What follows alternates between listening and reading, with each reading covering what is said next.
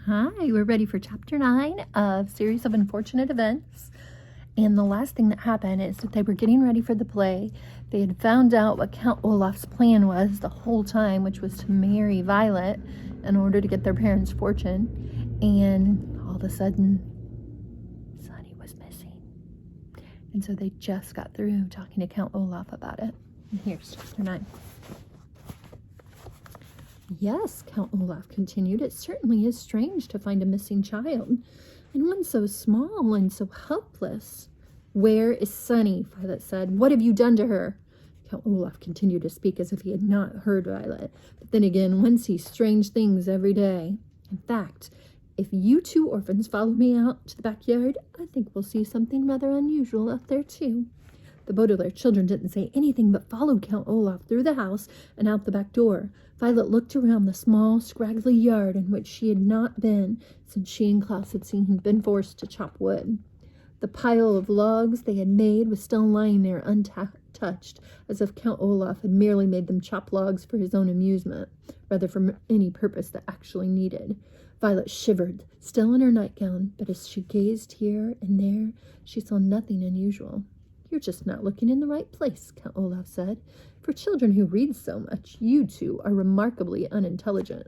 Violet looked over in the direction of Count Olaf, but could not meet his eyes. The eyes on his face, that is. She was staring at his feet, and could see the tattooed eye that had been watching the Baudelaire orphans ever since their troubles had begun. Then her eyes traveled up Count Olaf's lean, shabbily dressed body, and she saw that he was pointing up with one scrawny hand.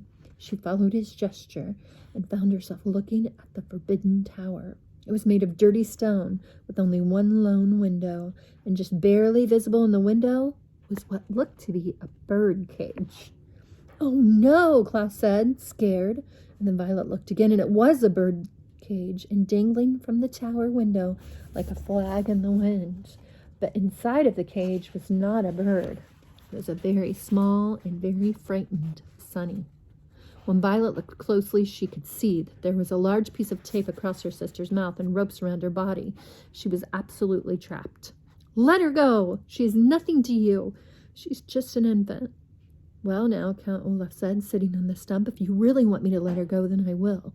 But surely even a brat like you might realize that if I let her go, or more accurately, if I asked my comrade to let her go, poor little Sunny might not survive the fall to the ground.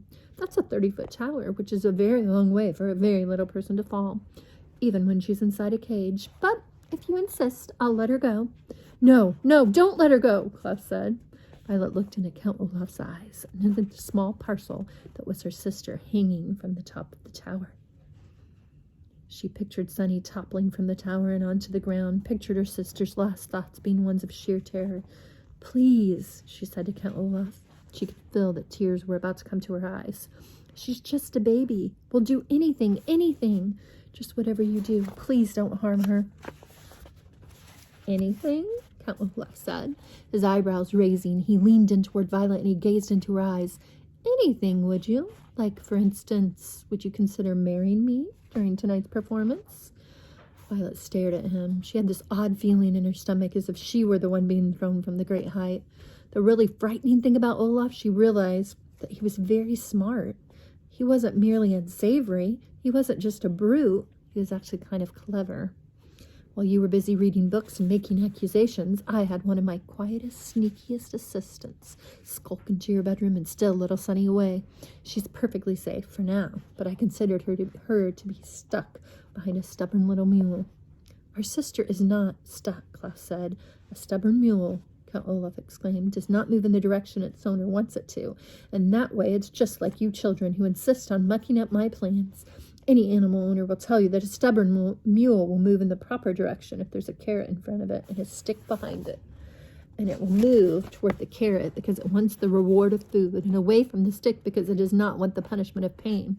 Likewise, you will do what I say to avoid the punishment of the loss of your sister, and because you want the reward of surviving. Now, Violet, let me ask you one more time. Will you marry me? Violet swallowed hard, and she looked down at Count Olaf's tattoo. She could not bring herself to answer. Come now, Count Olaf said, his voice faking. A word right here that means like feigning kindness. He reached out a hand and stroked Violet's hair. Would it be so terrible to be my bride, to live in my house for the rest of your life?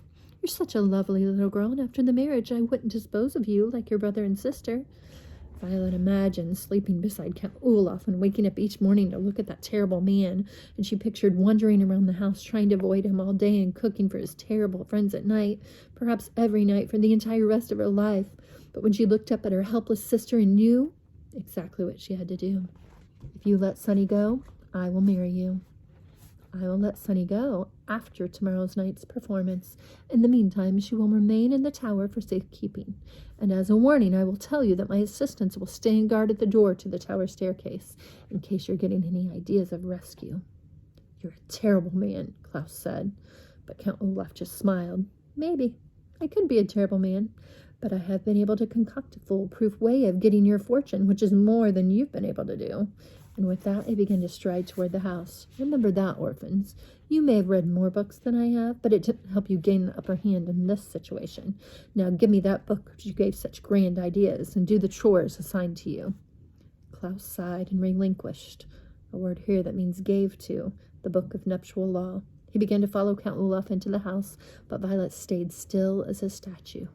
She had not been listening to that last part of Count Olaf's speech, knowing it would be full of the usual self-congratulatory nonsense and despicable insults. She was staring at the tower, not at the top where her sister was dangling, but the whole length of it. Klaus looked back at her and saw something he hadn't seen in quite some time.